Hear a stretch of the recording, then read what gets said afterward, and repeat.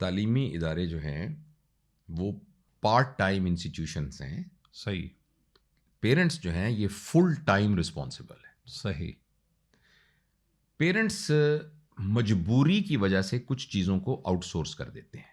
صحیح ہے. جب میں چھوٹا تھا میری امی کھانا پکاتی تھیں, میری امی گھر کا جھاڑو بھی دیتی تھیں, میری امی صفائی بھی کرتی تھیں, ہمارے کپڑے بھی استری کرتی تھیں, اور قرآن بھی پڑھاتی تھیں ہمیں, اور نماز کے لیے پانی بھی گرم کر کے دیتی تھیں. صحیح.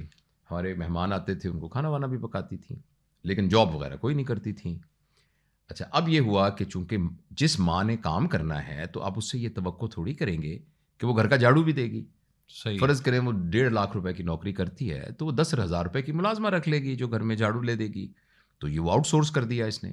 پھر کچھ مائیں جو ہیں وہ کھانا بھی نہیں پکا سکتی, تو وہ انہوں نے کسی آن لائن ہوٹل کو سورس کر دیا, کھانا وہاں سے آنا شروع ہو گیا.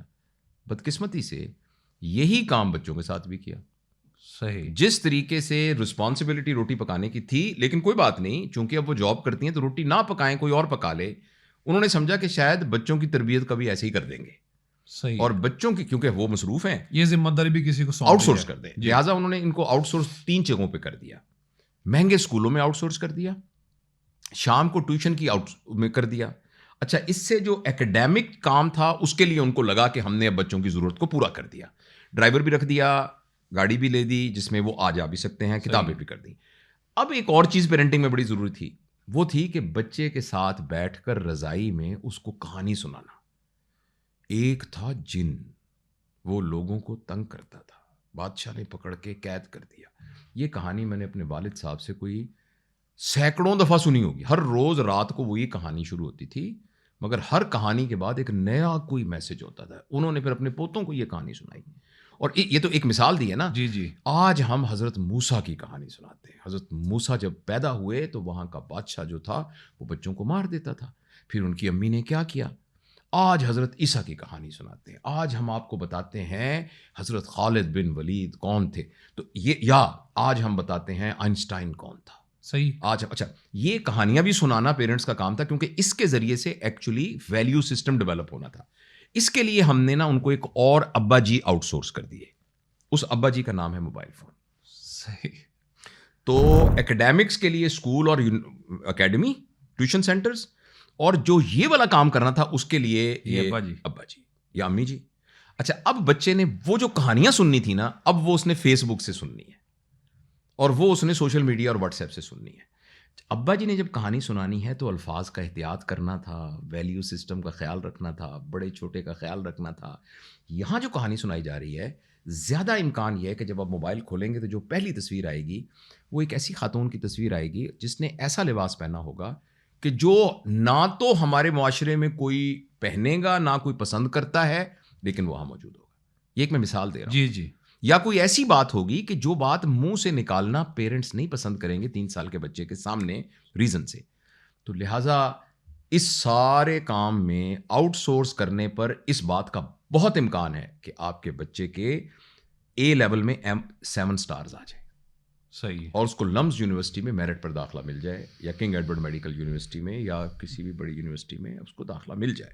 اس بات کا تو امکان موجود ہے, لیکن اس کے نتیجے میں ایک ایسا فرد تیار ہو جو کہ میں اپنے مسلمان ہونے کے پریولیج کو اس میں انکلوڈ کرنا چاہتا ہوں. ایک ایسا مسلمان, ایسا انسان پیدا ہو جو کہ نبی کریم صلی اللہ علیہ وسلم کا جو کام تھا کہ قیامت تک آنے والے آخری انسان کو بھی بتانا ہے کہ تمہارا اصل مقام جنت ہے اور تم وہاں کیسے جا سکتے ہو, اس کام کو کرنے والا انسان اس تربیت کے نظام سے کیسے پیدا ہوگا. اور اگر ہم اس کو جنرلائز کریں, ہمارے بہت دیکھنے والے ہندو بھائی ہوں گے, کرسچین ہوں گے, سکھ ہوں گے سارے, کہ ایک ایسا انسان جو کہ معاشرے کے لیے لارجر دین لائف کوئی کام کر کے جائے. لیکن اب یہ جو مائک لگا ہوا ہے, ایک شخص ہے جس کا نام نہ آپ کو پتا ہے نہ مجھے پتا ہے. جی بالکل. اس نے لارجر دین لائف کوئی کام کیا ہوا ہے. جی ٹھیک ہے نا.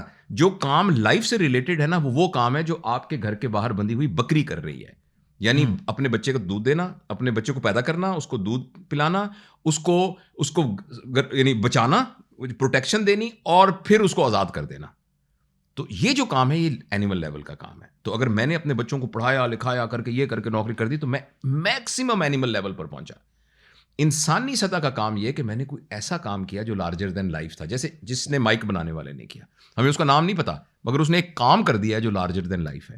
اچھا, میں اور آپ تو اس مٹیریل ڈیولپمنٹ کے بھی مکلف ہیں, یہ بھی ہمیں کرنی چاہیے. جی ہم تو اس سے اوپر کی فلسافیکل ڈیولپمنٹ کے مکلف ہیں, جی بالکل, نبوی سوچ کے مکلف ہیں. ہمارے ذمہ تو یہ کام تھا کہ ہم نے ایکچولی پوری دنیا کے لوگوں کو جو ایک منشاء تخلیق کائنات ہے اور جو انسانوں کے سفر کی پوری کہانی ہے, جو کہ ایک یعنی ڈیوائن سورس کے ذریعے سے اور اوتھینٹک طریقے سے حضرت محمد صلی اللہ علیہ وآلہ وسلم جو پورے ایک مثال کے طور پر سامنے موجود تھے, ہم تک پہنچی ہے.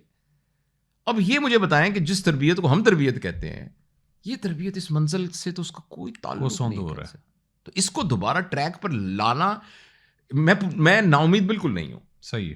میں اور آپ یہ باتیں کر رہے ہیں نا, اس کا مطلب یہ ہے کہ ہم اس کے بارے میں سیریس ہیں. یہ جو ہمارے بہن بھائی بیٹے بیٹیاں سن رہے ہیں, یہ سیریس ہیں جی, اور یہ لے آئیں گے انشاءاللہ. الٹیمیٹلی یہ ہو جائے گا, لیکن یہ کہ اس کے لیے قربانی کرنی پڑے گی مجھے اور آپ کو, اور وہ قربانی بہت پلیجریبل قربانی ہے. یعنی قربانی کا مطلب یہ ہے کہ جب آپ اپنے آپ کو تھوڑا بدلیں گے اور اس ماڈل کو فالو کریں گے جو نبی کریم صلی اللہ علیہ وسلم کا ماڈل ہے, تو ایکچولی ہو سکتا ہے آپ کو کنوینئنس نہ ہو, مگر آپ کے اندر ایک بلس پیدا ہوگی. بلس جو ہے نا, وہ ہیپینس اور ان ہیپینس سے اوپر کی ایک اسٹیٹ ہے. صحیح.